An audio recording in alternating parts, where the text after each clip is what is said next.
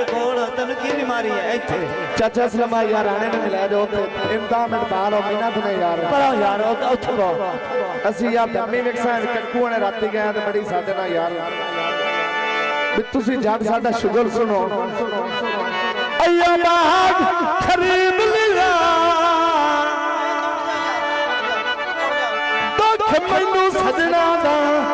ਲੋਕਾਂ ਸਮੇਂ ਮਰੀਜ਼ ਲੈ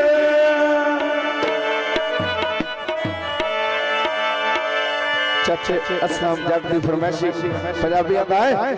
कोई बाग जित दिली ढोंदी में उच्चा पिया वसना तक नो पौंदी उच्चा पिया वसना तक नो पौंदी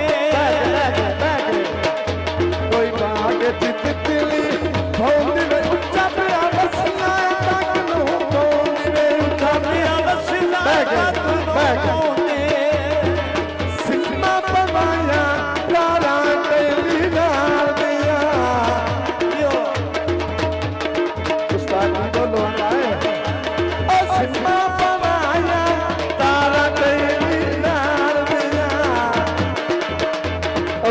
बोलो स्वाद मिले गया है